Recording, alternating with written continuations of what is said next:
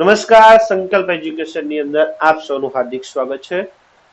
વિદ્યાર્થી મિત્રો, ધોરણ 10 મેથ્સ ની અંદર આપણે પહેલું પ્રકરણ વાસ્તવિક સંખ્યા સંપૂર્ણ રીતે પૂર્ણ કરેલ છે. એના પછી એક એક્ઝામ પણ લીધેલી હતી અને વિદ્યાર્થીઓને સારા એવા માર્ક્સ પણ અંદર આવેલા છે. આપણું નેક્સ્ટ ચેપ્ટર છે ચેપ્ટર નંબર 3, દ્વિચલ સુરેખ સમીકરણ યુગ્મ. ધોરણ 9 ની અંદર આ પ્રકરણ ઓલરેડી આવી ગયેલું છે. ત્યાં આપણે ભણ્યા હતા દ્વિચલ સુરેખ સમીકરણ એટલે કે બે ચલ વાળું સમીકરણ કોને કહેવાય અને એની શરત આપણે ધોરણ 9 માં જોઈ હતી. અહીંયા આગળ ભણવાનું છે દ્વિચલ સુરેખ સમીકરણ યુગ્મ. એટલે એક ધોરણ 9 માં એક સમીકરણ આવતું હતું, અહીંયા આગળ તમારે દ્વિચલના એટલે કે બે ચલ વાળા બે સમીકરણો આવશે અને એ બંનેનો ઉકેલ શોધવાનો છે 10મા ધોરણમાં. ઉકેલ તમારે ચાર રીતથી શોધવાનો આવશે: આલેખની રીત, આદેશની રીત, ક્રેમરની રીત અને લોકની રીત. આ ચાર રીતની મદદથી તમારે એના ઉકેલો શોધવાના આવશે. આ ચેપ્ટર 10મા ધોરણની ગણિતમાં સૌથી વધુ ગુણ ધરાવતું પ્રકરણ છે. ચેપ્ટરના ગુણ કુલ 8 ગુણ છે બોર્ડની એક્ઝામ માટે. આ પ્રકરણ જે 4 માર્ક્સનો વિભાગ છે, છેલ્લો લાસ્ટ, એની અંદર પણ આનો એક પ્રશ્ન આવે છે. તો આ ચેપ્ટર ખૂબ જ ઇમ્પોર્ટન્ટ છે. તો વિદ્યાર્થી મિત્રો, કમ્પ્લીટલી આ ચેપ્ટર જ્યાં સુધી પૂર્ણ ના થાય ત્યાં સુધી ધ્યાન આપીશું. તો ચલો શરૂ કરીએ છીએ પ્રકરણ નંબર 3, દ્વિચલ સુરેખ સમીકરણ યુગ્મ.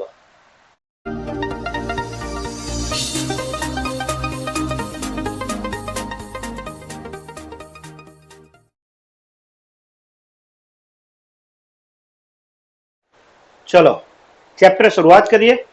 નામ છે દ્વિચલ સુરેખ સમીકરણ યુગ્મ.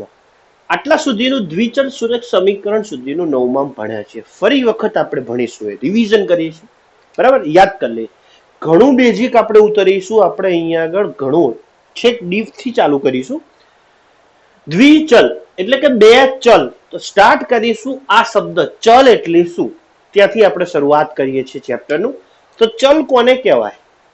તો ચલ એટલે એવી સંખ્યા છે કે જેની કિંમત નિશ્ચિત ના હોય, ફિક્સ નથી હોતી. એટલે કે બીજા અર્થમાં કહું તો દરેક વખતે દરેક સંખ્યામાં અથવા દરેક દાખલાની અંદર એની કિંમત બદલાતી રહેતી હોય. કોની? ચલની કિંમત ફિક્સ ના હોય, ચલની કિંમત સતત બદલાતી રહેતી હોય, એને કહેવાય છે ચલ. જેની કિંમત સતત બદલાતી રહેતી હોય અથવા ફિક્સ હોતી નથી એને કહીએ છીએ ચલ. તો આપણને મગજમાં આવે કે આપણે ચલ તરીકે તો એક્સ, વાય, ઝેડ, એ, બી, સી એ બધાને ચલ કહીએ છીએ. ના, એ બધાને ચલ નથી. એ બધા અંગ્રેજીના અક્ષરો છે. એનો ઉપયોગ આપણે ચલ તરીકે કરીએ છીએ. કારણ કે ચલ પોતે કોઈ એવી ફિક્સ સંખ્યા છે નહીં. એટલે ચલ તરીકે આપણે એક્સ, વાય, ઝેડ, એ, બી, સી એ બધી સંખ્યાઓને લઈએ છીએ ચલ તરીકે ઉપયોગમાં. આલ્ફા, બીટા, ગેમા પણ લઈએ છીએ, બરાબર? તો આ છે એ ચલ છે. ચલની કિંમત નિશ્ચિત હોતી નથી, બરાબર? આ ચલની ડેફિનેશન છે. ચલો ચલ જોઈએ કોને કહેવાય, લખી આપે. તો ચલ એટલે શું? તો જેની કિંમત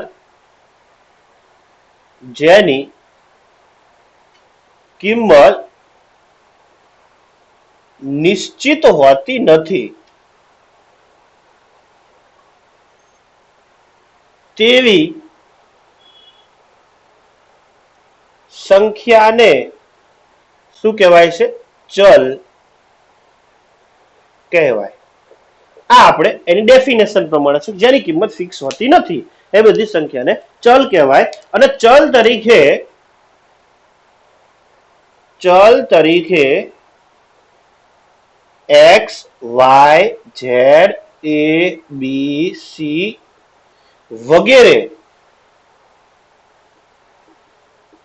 વગેરે નો ઉપયોગ થાય છે. ચલ તરીકે તમે આ બધા અંગ્રેજીના અક્ષરોનો ઉપયોગ કરી શકો છો. ગ્રીક ભાષા એબીસીડી અક્ષરો, alpha, beta, gamma, sine, theta વગેરેનો પણ તમે ઉપયોગ કરી શકો છો. તો આ વાત હતી ચલની. તો ચલનું ઓપોઝિટ શું છે? તો અચળ. તો એવી સંખ્યા કે જેની કિંમત ફિક્સ જ હોય, નિશ્ચિત હોય, એને અચળ કહેવાય. કેવી સંખ્યા? તો 2, 5, માઇનસ કોઈ પણ આંકડો લઈ લો, કોઈ પણ સંખ્યા લઈ લો, એટલે કે આંકડો અપૂર્ણાંક હોય, પૂર્ણાંક હોય, દશાંશ અપૂર્ણાંક હોય, મિશ્ર સંખ્યા હોય, ગમે તે હોય, સમય અસમય ગમે તે સંખ્યા લઈ લો, પણ આંકડો હોવો જોઈએ.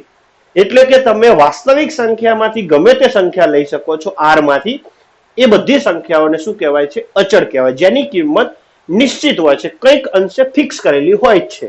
બરાબર, એ બધી સંખ્યાને અચળ કહેવાય. તો અચળ એટલે શું? જેની કિંમત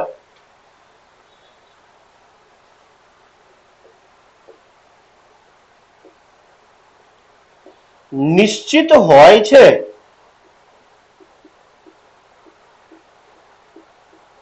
તેવી સંખ્યાને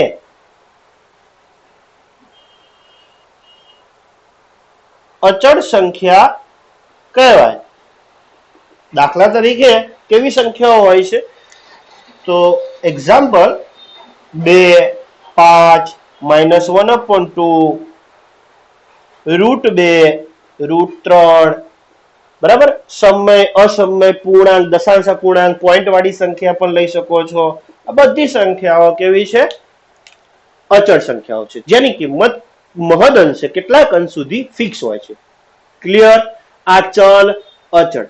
હવે ચલ અને અચળ બંને ભેગા થાય એટલે ચલ અને અચળનો જો તમે ગુણાકાર કરો તો તમારું જે બને છે એને કહેવાય છે પદ કહેવાય. શું કહેવાય છે? પદ. ચલ અને અચળના ગુણાકારને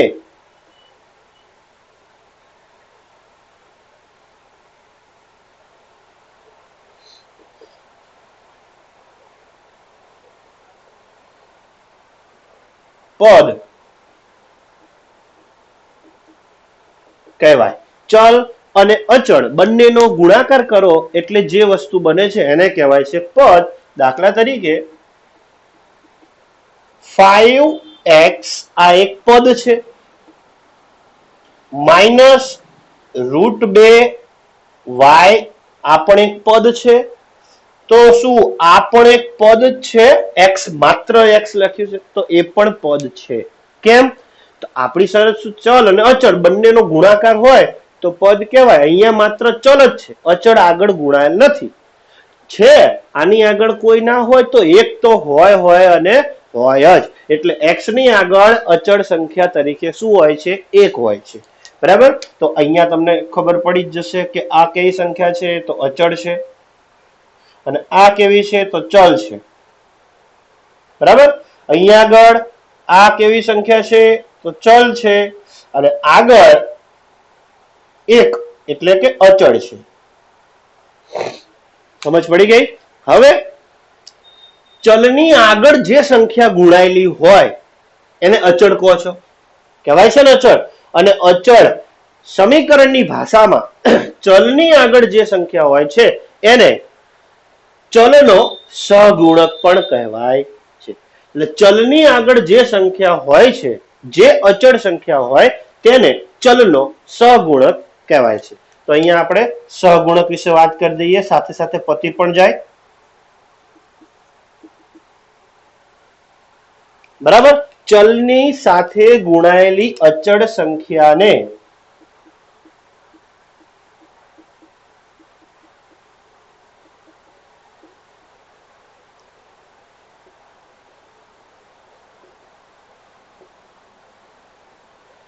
તે ચલનો સહગુણક કહેવાય.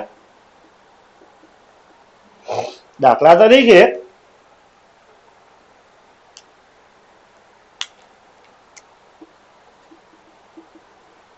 5x બરાબર નો 5x માં x નો સહગુણક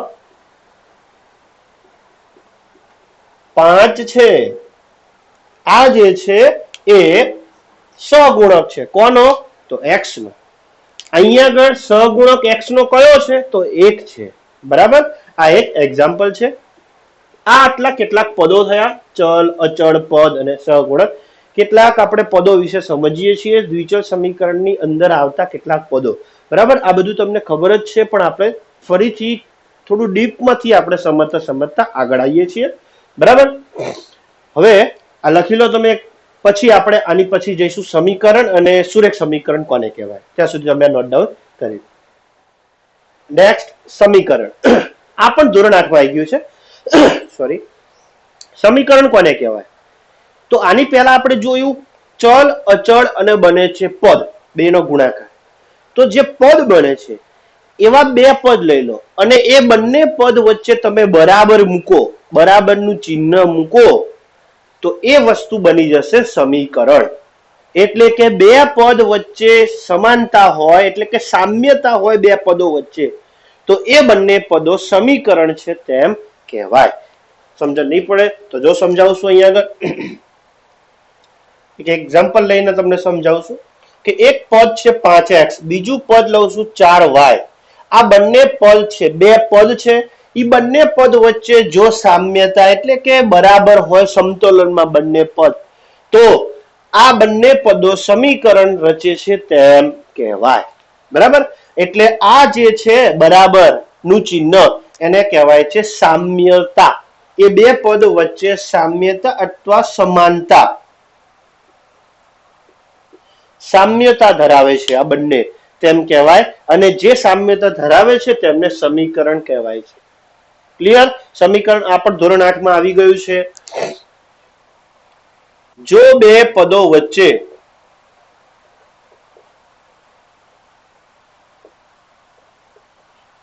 સામ્યતા હોય તો તે બંને પદો સમીકરણ છે તેમ કહેવાય, અથવા તે બંને પદો સમીકરણ રચે છે તેમ કહેવાય. તો આ જે છે એ સમીકરણ થઈ ગયું. 5x બરાબર 4y એ એક પ્રકારનું સમીકરણ થઈ ગયું છે, બરાબર. એક એક્ઝામ્પલ તમને મેં અહીંયા બતાવેલું છે. બીજું એક એક્ઝામ્પલ લઉં છું, દાખલા તરીકે 3x + 2 બરાબર 5. આવો એક જવાબ આવે છે. માની લો કે 3x + 2 બરાબર 5. તો આ એક અહીંયા બે પદ છે, અહીંયા આગળ એક પદ છે. આ બે પદો વચ્ચે, એટલે કે આ એક અને આ બીજું પદ અલગ અલગ, આ બંને પદો વચ્ચે સમાનતા છે, સામ્યતા છે. તો આ જે બને છે એને ઇક્વેશન કહેવાય, એટલે કે સમીકરણ કહેવાય. ટૂંકમાં વચ્ચે બરાબર હોય એટલે એ થઈ ગયું છે સમીકરણ, બરાબર. સમીકરણની ડેફિનેશન આ રીતની છે. ક્લિયર? સમજ પડી ગઈ છે? હવે આપણે જોઈશું દ્વિચલ વિશે. ખબર પડી ગઈ ચલ કોને કહેવાય, બે ચલ હોય. સમીકરણ વિશે સમજી લીધું. હવે સુરેખ સમીકરણ વિશે સમજીએ છીએ, બરાબર. સુરેખ સમીકરણ,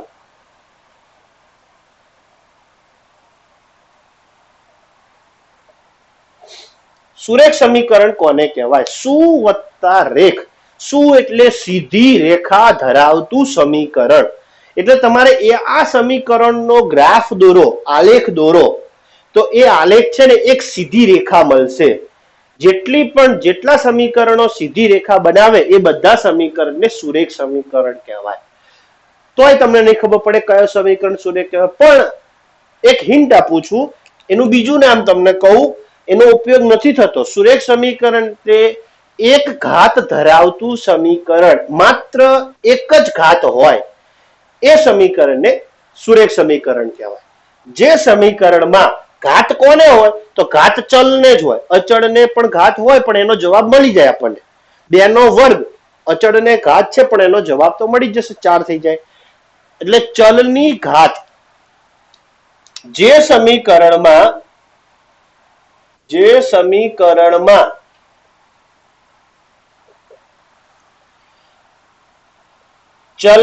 ઘાત માત્ર એક જ હોય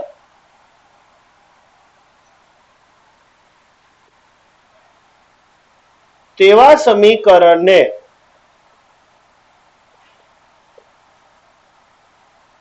સુરેખ સમીકરણ કહેવાય.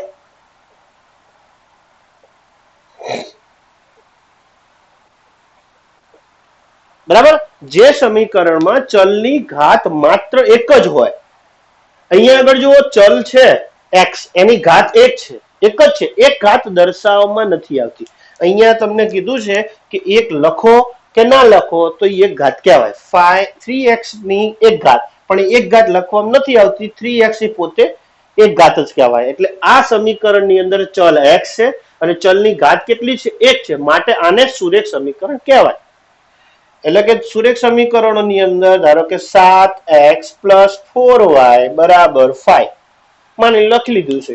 સુરેખ સમીકરણ એટલે ચલ ગમે એટલા હોય એનાથી કોઈ લેવા દે, ચલની ઘાત એક હોય. ચલ કોણ છે? x અને y બંને છે. ઓકે, બંનેની એક ઘાત છે તો આ સમીકરણને શું કહેવાય છે? સુરેખ સમીકરણ કહેવાય છે. બીજું 3x = 5, તો જો ચલ x છે એની ઘાત 1 છે તો એ સુરેખ સમીકરણ છે. 5y² = 7, તો આ સુરેખ નથી, કારણ ઘાત કેટલી છે?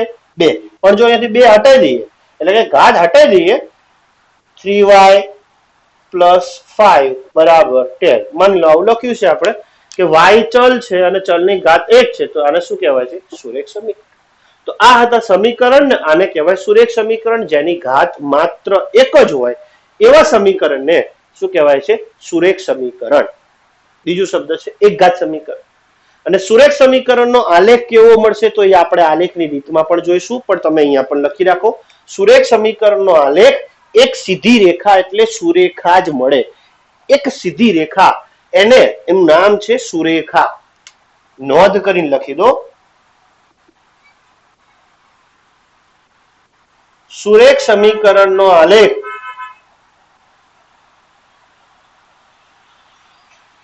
સીધી રેખા મળે છે. સીધી રેખા મળે છે. સીધી રેખાને ગ્રાફને સુરેખા પણ કહેવામાં આવે છે. તો આ છે સમીકરણ, આ છે સુરેખ સમીકરણ. એના પછી આપણે જઈશું એક ચલ સુરેખ સમીકરણ.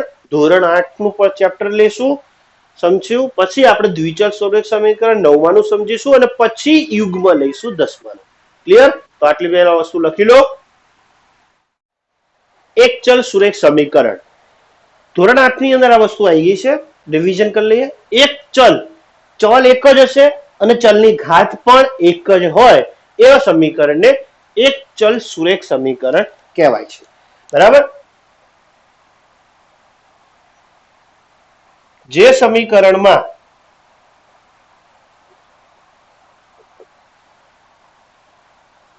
એક ચલ અને ચલની ઘાત એક જ હોય તેવા સમીકરણને શું કહેવાય છે? એક ચલ સુરેખ સમીકરણ કહેવાય. ચલ એક અને ચલની ઘાત પણ એક જ હોય. બરાબર? આની પહેલા આપણે સમીકરણ સુરેખ સમીકરણને અંદર બે ચલ વાળું પણ લીધું હતું. એક x હતું ને એક y. બરાબર? એ આની અંદર નહીં આવે. એટલે કે માત્ર એક જ ચલ હશે.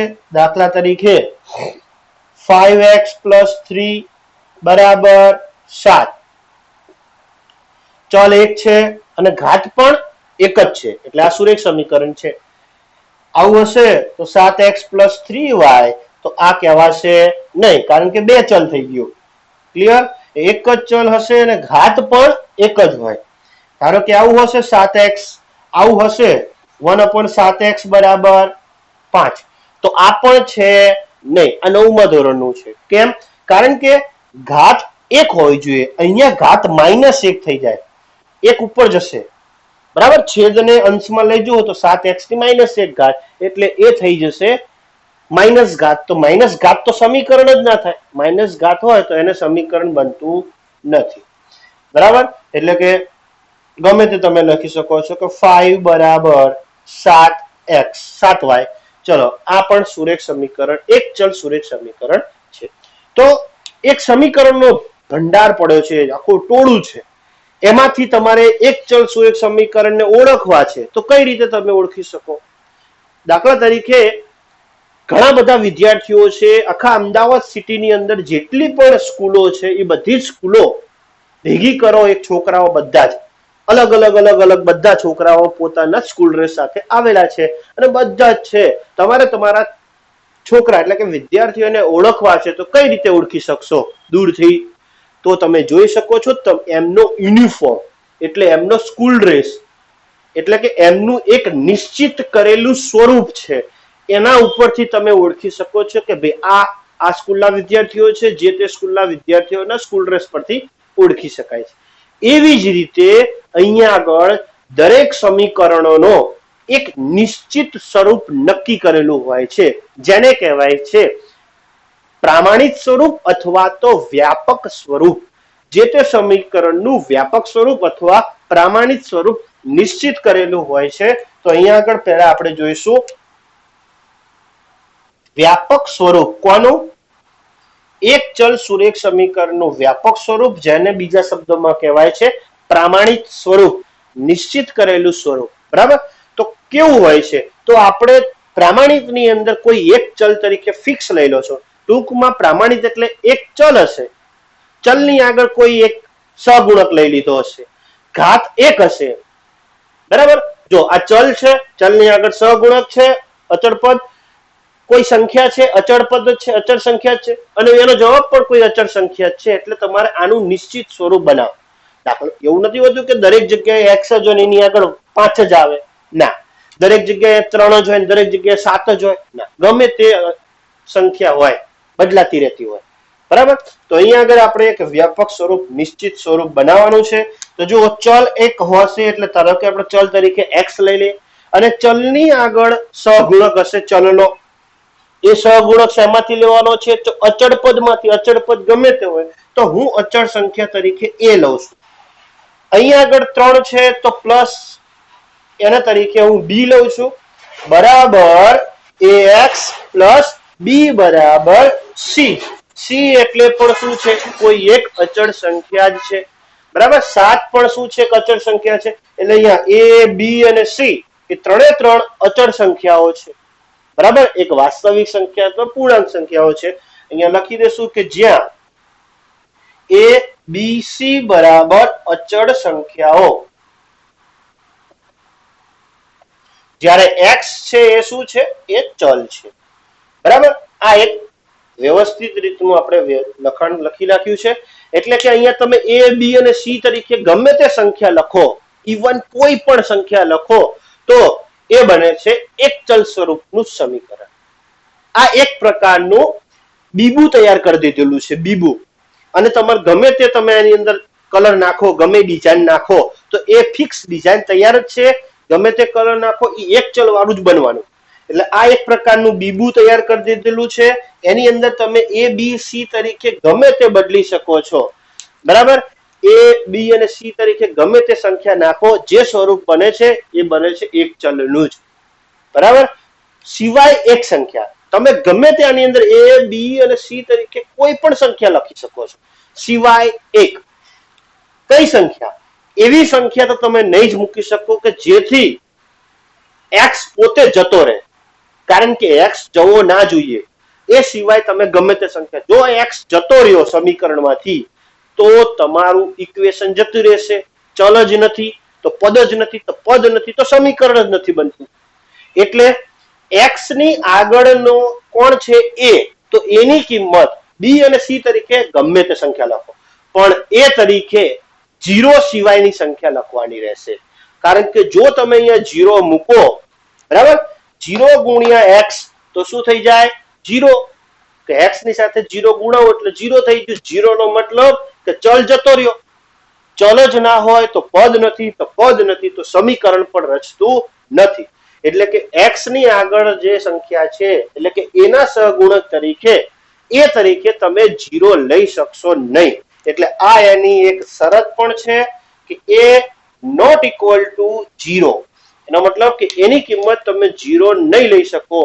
બાકી તમે એ બી સી તમે આર માંથી લઈ શકો છો. એટલે એ પણ આવે છે કે A B C belongs to R, પણ A not equal to 0. A B C ની કિંમત તમે આર માંથી લઈ શકો છો, સિવાય 0.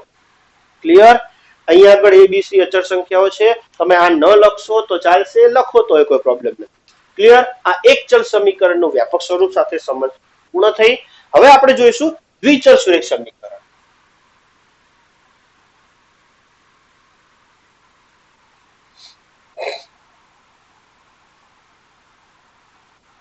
દ્વિચલ સુરેખ સમીકરણ. તો અહીંયા જેમ છે એવું જ, જે સમીકરણમાં એક ચલ હોય અને ચલની ઘાત એક હતી, અહીંયા આગળ દ્વિચલ, ચલ બે હશે પણ સુરેખ સમીકરણનો મતલબ તો શું થાય? સમીકરણમાં એક જ ઘાત હોય એને સુરેખ સમીકરણ કહેવાય. ચલ ભલે ગમે એટલા હોય, ચલ બે છે અને બંને ચલની ઘાત પણ એક જ હોવી જોઈએ. બરાબર?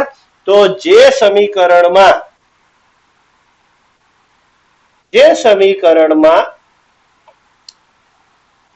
ચલ બે હોય તથા ઓછામાં ઓછા એક ચલ હશે, વધુ બે ચલ હશે તો વાંધો નહીં, ઓછામાં ઓછું એક તો હોવું જોઈએ. જે સમીકરણમાં ચલ બે હોય, વધુમાં વધુ બે ચલ હોય એમ લખશું તો વાંધો નહીં. બરાબર? જે સમીકરણમાં ચલ બે હોય તથા ચલની ઘાત એક જ હોય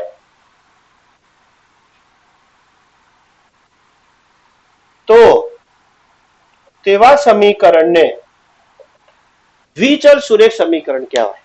જે સમીકરણમાં ચલ મેક્સિમમ બે હોય, બરાબર, વધુમાં વધુ બે તો બે થી ઓછા હોય તો ચાલે, હમણાં સમજણ પડશે.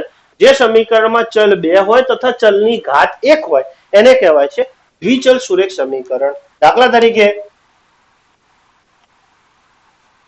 3x + 4y બરાબર 9. બે ચલ છે x અને y, ચલની ઘાત કેટલી છે? એક એક. તો પણ શું થઈ ગયું? ક્લિયર? આ છે દ્વિચલ સુરેખ સમીકરણનું સ્વરૂપ છે. 3x બદલીએ, ચલો અહીંયા 5z - 3x બરાબર 7.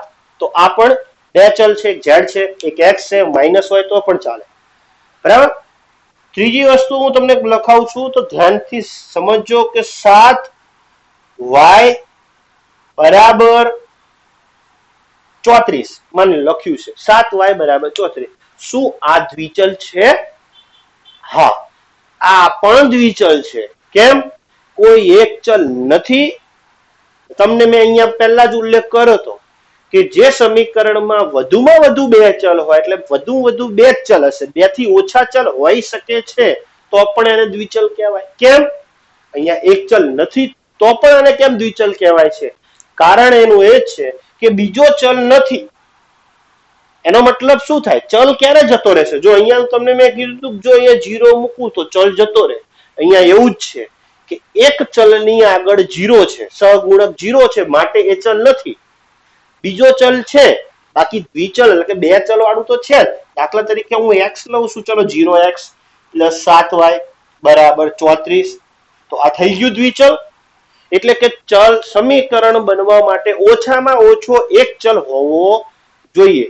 એટલે કે 0x છે અને 7y છે, તો આ ચલ જતો રહ્યો છે તો પણ દ્વિચલ તો છે જ. એટલે કે એક ચલ જે હોય, એટલે કે એક ચલ સુરેખ સમીકરણ પોતે દ્વિચલ પણ કહેવાય જ. સમજાય છે? આની અંદર એક ચલ છે, બીજો નથી, તો 0 તરીકે લખી શકો છો. 0x હશે, અહીંયા 0y હશે. એટલે કે જેટલા એક ચલ છે એ બધા દ્વિચલ છે જ. પણ દ્વિચલ જે છે એક ચલ ના કહેવાય. આ એક ચલ નથી. સમજાય છે? બરાબર? એટલે આ દ્વિચલ સમીકરણ છે. ક્લિયર? તો આનું પણ એક વ્યાપક સ્વરૂપ બને છે. બરાબર? તો એનું વ્યાપક સ્વરૂપ આપણે બનાવીએ પહેલા.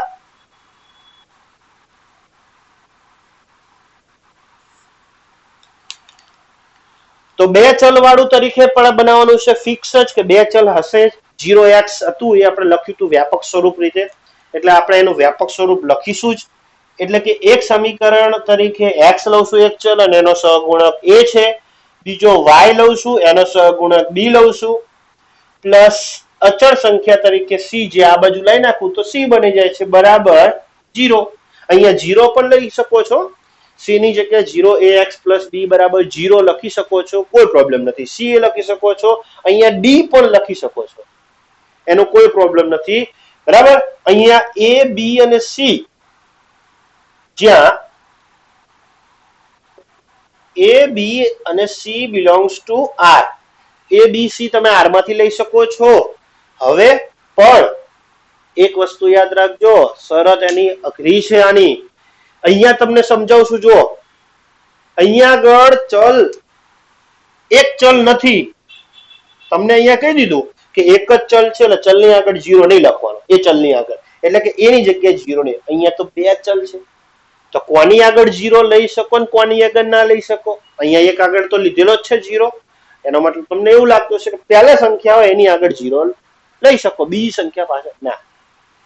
0 કોઈ પણ એક જગ્યાએ હોય, એટલે કે કા એ 0 હશે કા બી 0 હોય, એમાંથી એક ચલ હોવો જોઈએ. બરાબર? એમાંથી એક હોય તો બની જશે દ્વિચલ, બંને નહીં હોય તો ના ચાલે.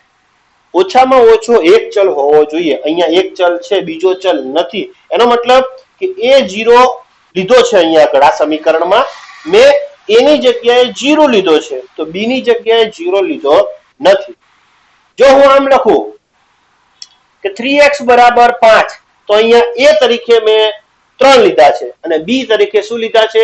0 લઈ શકો છો. એનો મતલબ કે કોઈ પણ બંને એ અને બી માં વારાફરતી બંને એક સાથે 0 તમે નથી લઈ શકવાના.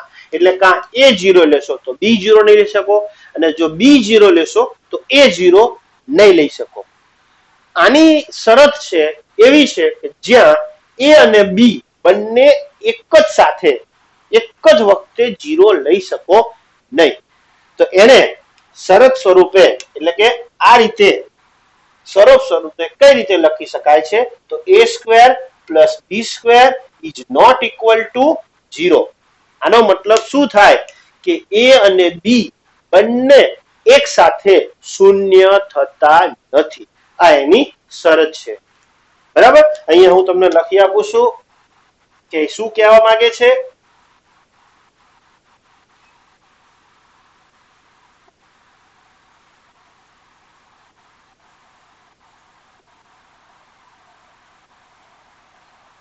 એ સૂચવે છે કે એ અને બી બંને એક સાથે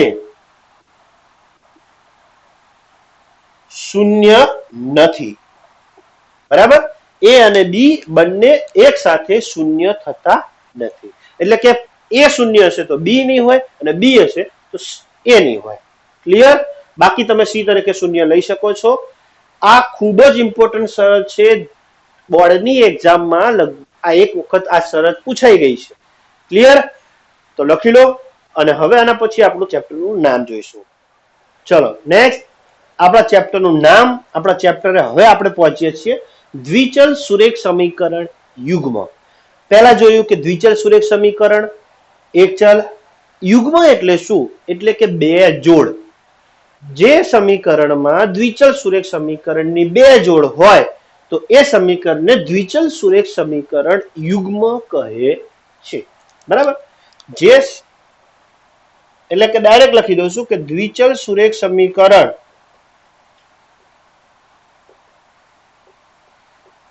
સમીકરણની બે જોડને દ્વિચલ સુરેખ સમીકરણ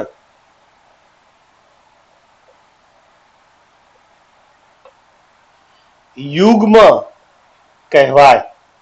એટલે કે બે ચલ હશે, બે ચલ વાળા એક ઘાત ધરાવતા એવા બે સમીકરણ હશે, એટલે કે ટૂંકમાં દ્વિચલ બે સમીકરણો હશે અને એને કહેવાય છે દ્વિચલ સુરેખ સમીકરણ યુગ્મ.